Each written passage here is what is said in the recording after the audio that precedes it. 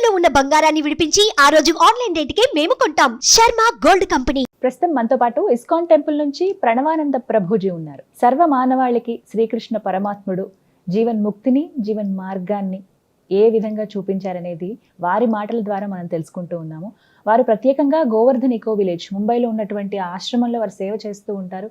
శ్రీకృష్ణ భగవానుడి గురించి, వారి లీలల గురించి ఎన్నో వీడియోస్లో మనం వారి మాటల్లో వింటూ ఉన్నాము. ప్రస్తుతం మనతో పాటు స్టూడియోలో ఉన్నారు ప్రణవానంద ప్రభుజీ. వారితో మాట్లాడదాం, మరిన్ని విషయాలు తెలుసుకుందాం. నమస్కారం ప్రభుజీ. హరే కృష్ణ. నమస్కారం అండి. ఏకాదశి వస్తుంది, చాలా విశిష్టమైన రోజు అని చెప్తూ ఉంటారు.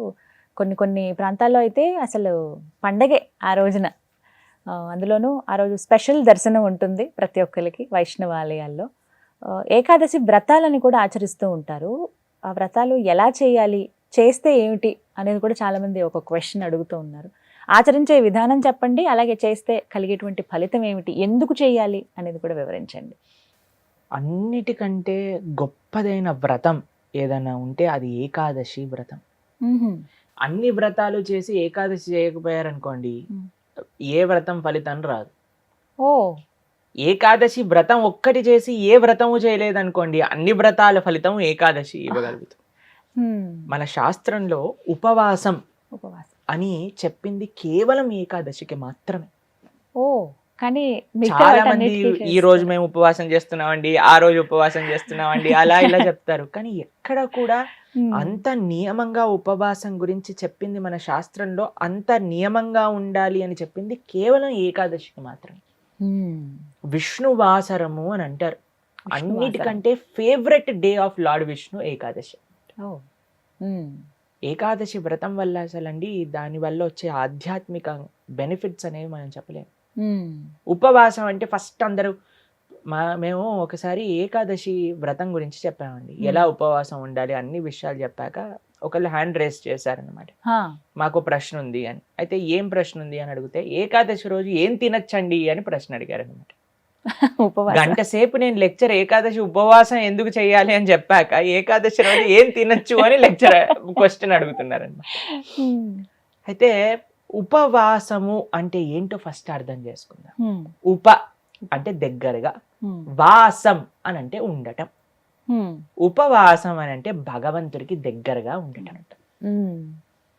ఏ ఉపవాసానికంటే ఇదే నియమం అండి. చాలా మంది ఏం చేస్తారు తెలుసా అండి, మేము ఈరోజు కటిక ఉపవాసం, నీళ్లు కూడా స్వీకరించట్లేదు అని హ్యాపీగా టీవీ ఆన్ చేసుకొని ఇలా బెడ్ పైన పడుకొని ప్రొద్దున నుంచి రాత్రి రాకే ఏ సీరియల్లో ఏ సినిమాలు చూస్తూ ఉంటారు. అయ్యా లేచి గుడికి రండి అండి, నామం లేదు, శరీరంలో ఓపిక లేదు, నిర్జల వ్రతం ఈరోజు. మనం అండి దేన్నైనా సరే ఎంత మెటీరియలిస్టిక్ గా మార్చే శక్తి మానవుడి దగ్గర ఉందండి. శివరాత్రి రోజు జాగరణ చేయండి అంటే లేట్ నైట్ షోలు వాటిలలో సినిమా థియేటర్లో కూర్చొని జాగరణ చేస్తుంటారు. శివుడు పాపం ఏమనుకుంటాడో, ఎంత బాధపడతారో ఇలాంటి వాళ్ళని చూసి ఆశ్చర్యం వేస్తుంది. మనం దేన్నైనా సరే ఎలా పాడు చేయొచ్చో అంత, ఎంత ఫాస్ట్ గా మానవ బ్రెయిన్ పనిచేస్తుందంటే అంత పనిచేస్తుంది. ఉపవాసము అని అంటే, ఆ ఉపవాసం చేసే ఏకాదశి రోజు ఏం చెయ్యాలి అని అంటే, ఇంకా మరింత కృష్ణ సేవ, ఇంకా మరింత భగవన్నామం పలకటం. హరే కృష్ణ కృష్ణ కృష్ణ హరే హరే, హరే రామ రామ రామ హరే హరే. మరింత నామం చేసుకోవటం, మరింత భాగవత గీత వీటిని శ్రవణం చేయటం, అధ్యయనం చేయటం. ఇది ఉపవాసం, భగవంతుడు దగ్గరగా ఉండేది.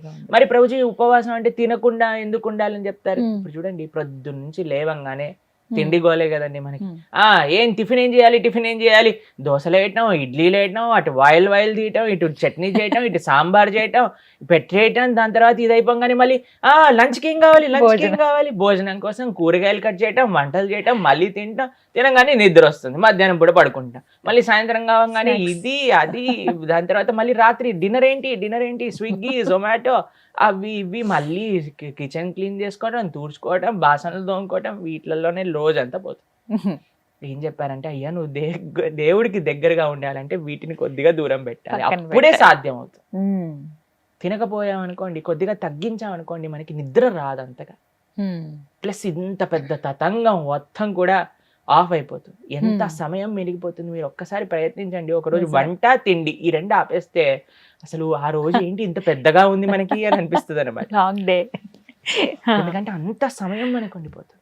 కాబట్టి ఏకాదశి రోజు ఏంటి నియమం, ముఖ్య నియమం ఏంటి అని అంటే ఎంత వీలైతే అంత భక్తితో ఉండటం, భగవంతుడి యొక్క ఆరాధన చేయటం, ఆలయానికి వెళ్ళడం, వైష్ణవుల సేవ చేసుకోవటం, భగవన్నామాన్ని జపం చేయటం, గీతా భాగవతాలు శ్రవణం చేయటం, సత్సంగంలో ఉండటం, ఇది ఏకాదశి ముఖ్య నియమం.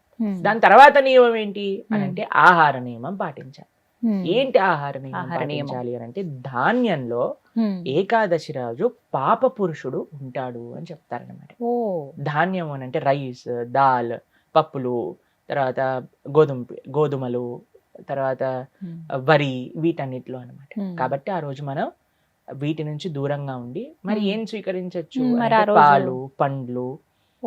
తర్వాత మీకు అవి కూడా కాదండి, మరి మాకు ఇంకా శరీరం సహకరించట్లేదు, కొంతమంది ఉంటారు కదండి, బీపీ ఉంటుంది, షుగర్ ఉంటుంది, అటువంటి వాళ్ళు ఏం చేస్తారు అని అంటే మీకు సగ్గు బియ్యం అని దొరుకుతాయి, లేదా కొర్రలు అని దొరుకుతాయి అనమాట. వాటిని ఇవన్నీ కొన్ని ఏకాదశి రోజు స్వీకరించవచ్చు అని ఎలవ్ చేసినాం అనమాట. కాబట్టి ఇప్పుడు సరే రోజు సాబుదానా సగ్గుబియ్యం ఎలవ్ చేశారంటే సగ్గుబియ్యం పాయసం, సగ్గుబియ్యం వడలు, సగ్గుబియ్యం ఉప్మా, అన్ని ఒక 10-15 రకాలు చేసుకొని తినమని చెప్పట్లేదండి మేము. ఎవరికైతే వీలుంటుందో ఒక్క రకం చేసుకోండి, వాటిని ఆహారాన్ని స్వీకరించి శరీరం బాగుండేటట్టుగా చూసుకొని భగవంతుడి యొక్క సేవలో పెట్టుకో.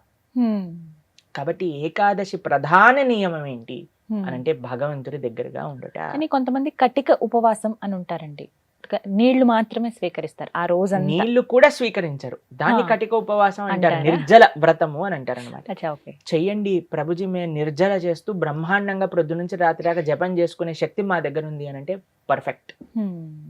లేదండి మాకు ఏదన్నా లోపలికి వెళ్ళండి, మాకు బ్రెయిన్ పనిచేయదు అని అన్న వాళ్ళు పాలు స్వీకరించండి, లేదండి పండ్లు స్వీకరించండి, లేదండి సగ్గుబియ్యంతో కొద్దిగా ఉండొచ్చా. ఇందాక మీరు అన్నారు కటిక ఉపవాసం కనీసం. చాలా మంది భక్తులు ఉంటారు, చాలా మంది భక్తులు ఉంటారు, మా ఆశ్రమంలో ఎంతో మంది ఉంటారు. మరి మీ విషయం ఏంటి ప్రభుజీ, మీరు ఉండరా అని అంటే మేము మధ్యాహ్నం వరకు మాత్రం నీరు తీసుకోకుండా, ఏం ఆహారం తీసుకోకుండా ఉపవాసం. మధ్యాహ్నం వరకు మధ్యాహ్నం పూట కొద్దిగా పాలు, కొద్దిగా పండ్లు అలాంటివి స్వీకరిస్తాం అన్నమాట. అలా మేము ఏకాదశి ఉపవాసం చేయడానికి ప్రయత్నం చేస్తాం. వ్రతం, ఏకాదశి వ్రతం అంటే ఏ విధంగా? ఉపవాసమే ఆనిస్తేనే వ్రతం అంటారు. ప్రతి నెలలో 2 ఏకాదశులు వస్తాయి. అవును, ఆ 2 ఏకాదశులు సంవత్సరం పాటు మొత్తం అన్ని ఏకాదశులు కానీ మనం ఉండగలిగితే దానికంటే గొప్ప వ్రతం ఇంకొకటి లేదు. ఏం జరుగుతుంది ఏకాదశి వ్రతం చేస్తే? భగవంతుడి యొక్క పూర్తి కృప మన పైన ఉంటుంది. ఏకాదశి భక్తి జనని అని అంటారు. మన మనసులో భగవంతుడి పట్ల ప్రేమ కలుగుతుంది, దానికంటే గొప్ప వరం ఇంకేం కావాలండి. నిజమే కదా.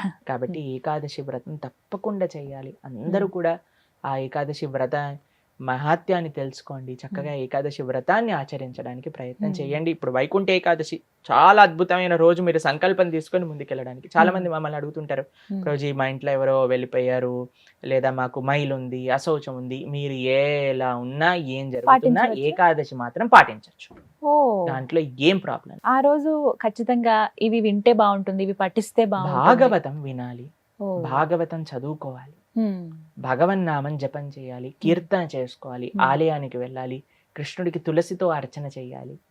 ఇవన్నీ ఏకాదశికి చాలా మంచి. ఆ రోజున ప్రత్యేకించి ఉత్తర ద్వార దర్శనం ఉంటుంది. అవును, వైకుంఠ ద్వార దర్శనము అని అంటారు.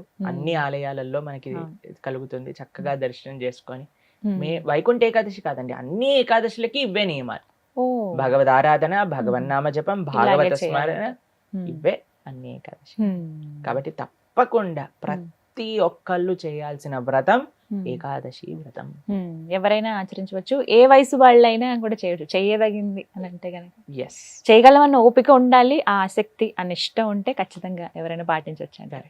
చాలా సంతోషం ప్రభుజీ, నమస్తే. హరే కృష్ణ. సుమన్ టీవీలో మీ పర్సనల్ అండ్ బిజినెస్ ప్రమోషన్స్ కోసం కింది నెంబర్కి కాంటాక్ట్ చేయండి.